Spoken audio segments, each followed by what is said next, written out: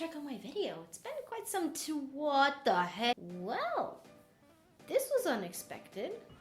I knew that my project of splatkirby was something that many people enjoyed as is, but I was not expecting this video to already have 1,400-ish views at the time of recording this. This is honestly just a boost of confidence I really needed. And I'm glad that people genuinely enjoyed watching me ramble about this silly little AU I created while I was pretty much pilled on both games at the same time. This second part is going to be split into 2 videos. Yeah, I know you've waited almost a month to hear about this next batch of characters, but this next batch of characters has 6 designs. And if talking about 4 already got me to half an hour, talking about 6 might as well get me to 3. So, yeah, let's not do that. Let's not torture myself and my editing, please. Can we not do that? Okay. But I will be talking about 3 designs in each video, and I think that's the best plan considering what I mentioned beforehand. So let's get right into it. For those who don't know, I had this really cool idea where one day I decided to sit down and be like, hey, let me combine Kirby and Splatoon. That would be such a funny idea, right? I ended up doing the majority of the characters myself. And by the way, these designs are pre-made. Like, these designs I've done almost 2 months before even posting the first video. These designs have been cooking in the oven for quite some time. So all of this that I'm showing now on YouTube, because I've shared all of this on Discord beforehand, again in Slackcord, has been there for quite some time. And for those who come from Splatcord and know about this video, you would probably have an idea of the 3 first characters I'm going to be talking about today. But no spoilers! I know some of you like to spoil, so shh, not yet. We'll get to the other characters eventually. Promise. So, who are we starting with today? As you can see, the video is a bit more different. I didn't exactly want to show the entire speed paint like in the other one. Instead, I thought it would be cooler to show the progress of only one of the characters in each part, zooming in only on them instead of showing the entire speed paint, so that the second video I upload of the entire speed paint feels a little bit more special. So the first character we're gonna talk about today is Marks. Everyone's favorite little traitor clown thing. Okay, let me be honest. When I started designing Marks, I really had no idea what to do. I thought making him an Octoling would make sense, but then I would fall into the trap of making Octolings evil. So instead, I decided to just do Marks as an Inkling, which is very funny in my head, and it ended up being a really, really good design. The other reason why I wanted to make Marks an Inkling is mainly because Inklings have the pointy ears, and I think Marks would fit with the pointy ears because, you know, evil, demon guy, whatever. And also the positioning of the fangs would make a lot more sense for his design as well. So Marks is basically the same guy, still traitorous, still evil, still annoying, but he's funny, he's cute, and sometimes can have some empathy. He still bounces around in his little beach ball. So what else am I supposed to talk about Marks? What else am I supposed to think about? Well, let me just share a bit of my notes. Marks is generally a very whiny brat. He doesn't like losing, he wants to win all the time. And that's why when he managed to get to, Nova, Milky Way wishes, he decided to use the wish to make the strongest weapon in existence. Which was something even Nova denied. Let me be real, I originally thought that giving him Bucket with Splat Bomb and Trizuka was enough. And it was. But originally, I was gonna give him a Bucket with Burst Bomb Kraken. And if you're a competitive player, you would know how ridiculous this combo is. Trust me, not even Nova wanted him to have that power. So literally, it went something like this. Hey, Nova, you think you can make the strongest weapon in existence? Mm-hmm. Go ahead. Make a bucket that has a burst bomb and kraken. No. What do you mean? I said no. That's kind of how I think the interaction went. And honestly, I don't blame Nova for it. Don't worry, we're going to be talking about the weapons here in a bit. It's just a little bit of a spoiler for any of you guys. But Marx is practically the same old guy. He's just an inkling, evil little inkling, little ankle biter, and he hops around in his beach ball, which he can occasionally use as an attack in-game. I like to think that if he actually decided to use a weapon that wasn't his ultimate weapon, which we'll see later in the video, he would have a sub-weapon relating to beach balls. And yes, there's going to be exclusive sub-weapons as well. And special weapons, not just normal weapons. So get ready for that as well. But what other weapons would Marx use that aren't just his ultimate weapon? Well, what are the most annoying weapons you can think of? Clash Blaster? Blabber? Yep, that's basically what he uses. He uses Vanilla Clash Blaster because Trizuka, and he uses Blabber Deco because Kraken Royale. That's it. He literally just uses these weapons because he knows they'll annoy people the most. Nothing else. But he's honestly surprisingly really good at these weapons considering how honestly kind of bad he is at the game. So generally, Marx is basically his same little guy, just an angry little guy who hates everyone and wants revenge. And now we get to talk about potentially my favorite design in the entire thing of Splatkirby to ever exist. And I know someone else who's gonna watch the video will agree on this. Today we get to finally talk about Gooey.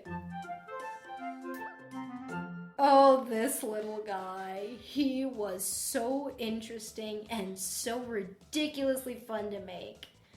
Not only did I get to incorporate some of my own lore and some canon lore that we get to see in Kirby in-game, but I also decided to do one of the smartest moves I've ever done in this series, ever. So I took a look at Gooey, and I said, hey, Gooey is sort of a failed dark matter because of his ability in Kirby Star Allies. You know, the floating where he can fly and he looks like a dark matter?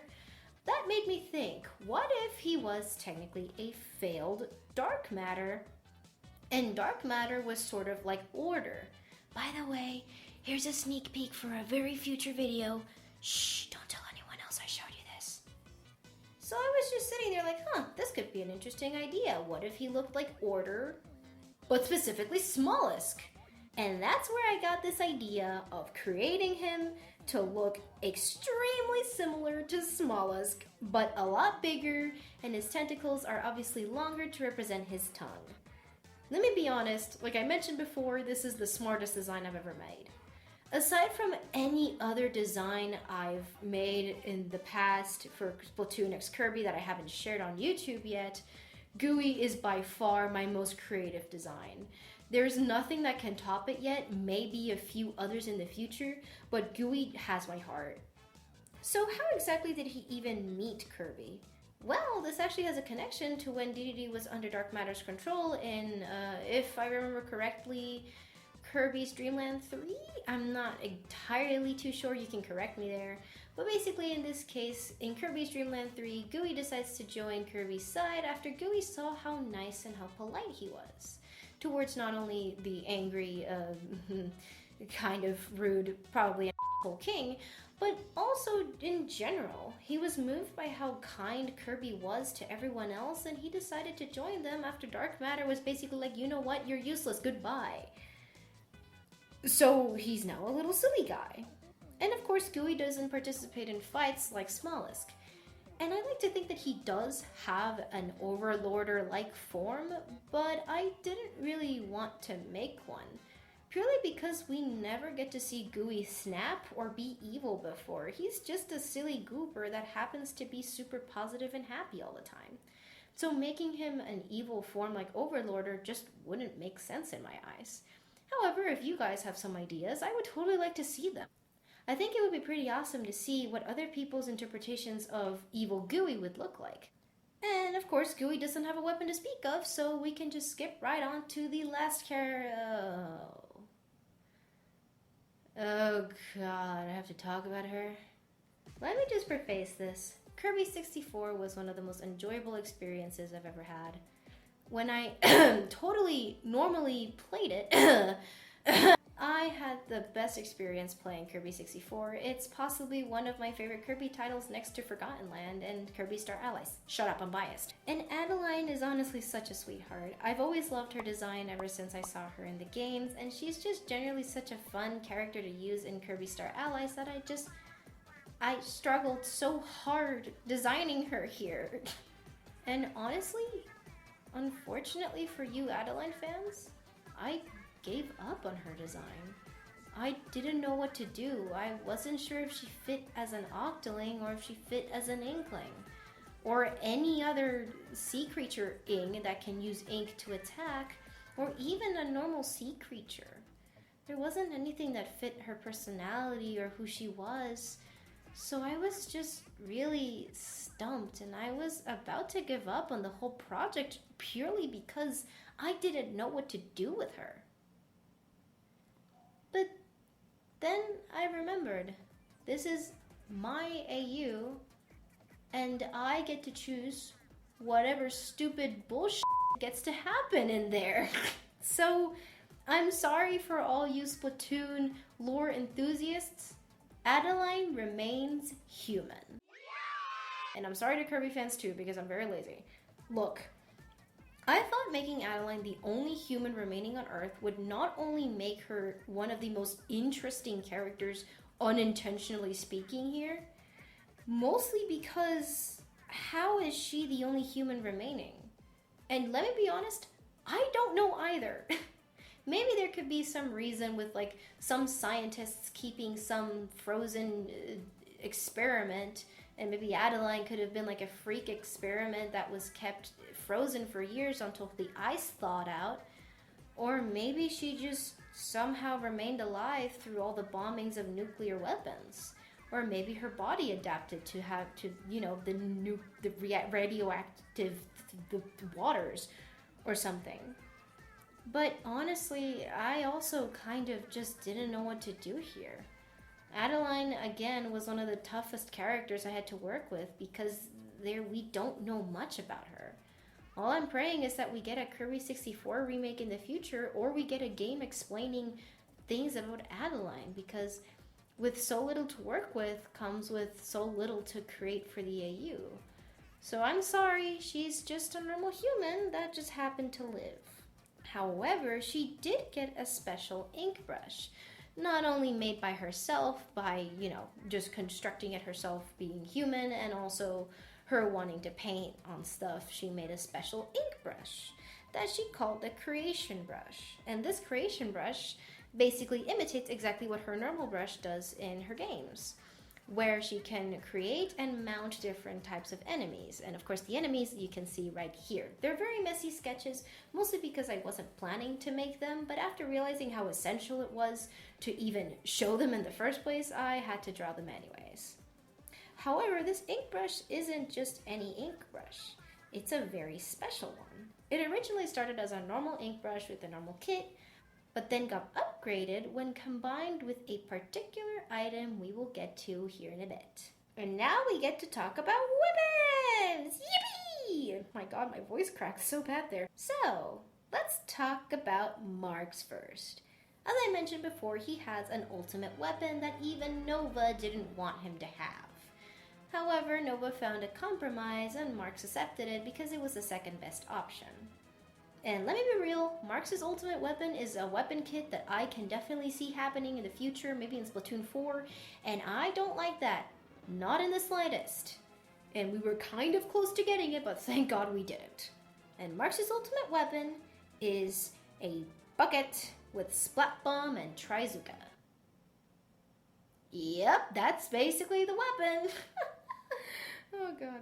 Now the reason why I didn't want it to be Burst Bomb Kraken is because, number one, I don't want to traumatize everyone. And number two, he's bringing this weapon into real matches. So it just wouldn't be that fair. Sure, the games in Dreamland don't abide to the same laws as the games in Inkopolis Square or Inkopolis City or the Splatlands. But even then, in Dreamland, there's standards. So Splat Bomb Trizuka just seemed like the best possible thing Marks could have next to Burst Bomb Kraken. Purely because Splat Bomb is extremely versatile and an incredibly powerful weapon that, by the way, I mentioned in the previous video that I wish some of my favorite weapons would have a Splat Bomb. Lo and behold, heavy edit, this weapon, new, oh my god, it was a Splat Bomb, I've been using this thing forever, it's so fun. Sorry. And Trizuka is currently one of the most broken-ass specials in the entire game. I have literally never seen something so cracked. Well, then again, I've never played Splatoon 1, so I wouldn't know what cracked is. And to compensate for this, Nova guaranteed that his bucket would have the sloshing speed of Tri-Slosher. and the range of the dreaded Dreadringer. So have fun, you guys!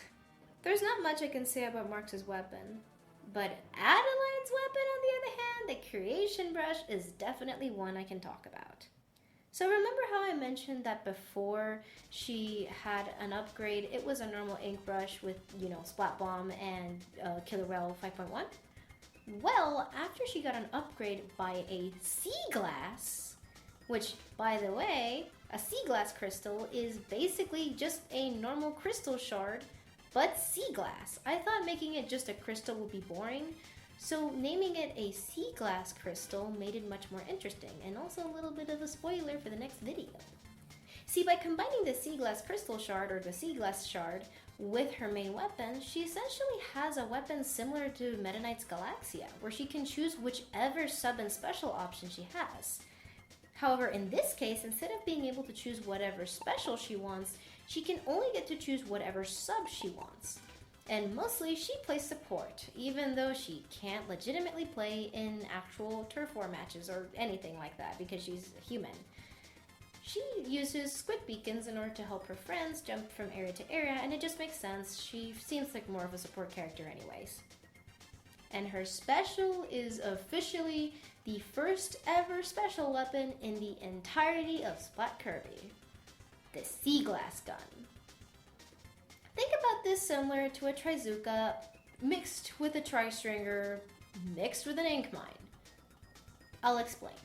Basically, what the Sea Glass Gun does is that she shoots at guns that looks eerily similar, and these crystals basically get hooked onto the ground and onto the wall, similar to the dynamite-looking things that the Tri-Stringer has.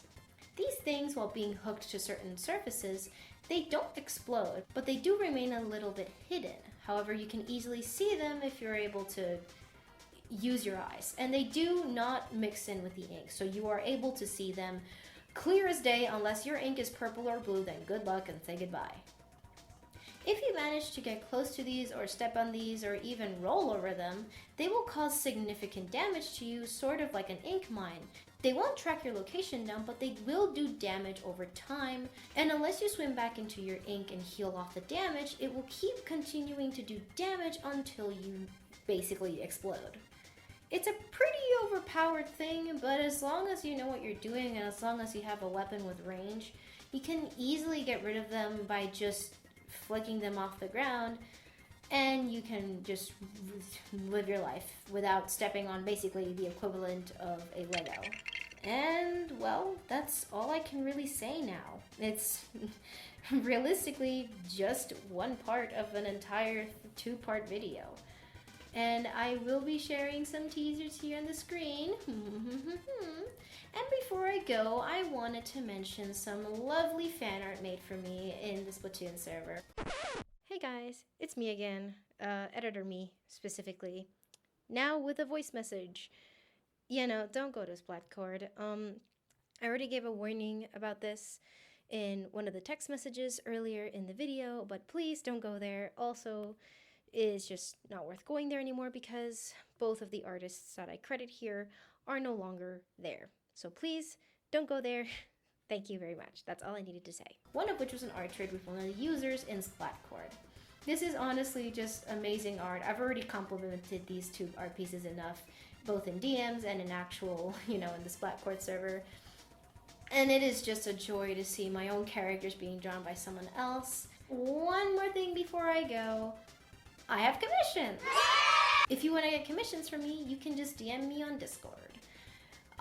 Please don't think I'm gonna respond immediately because I'm still in school and it is kicking my ass. So, yeah. But thank you guys so much for your time and I will see you all in part 2.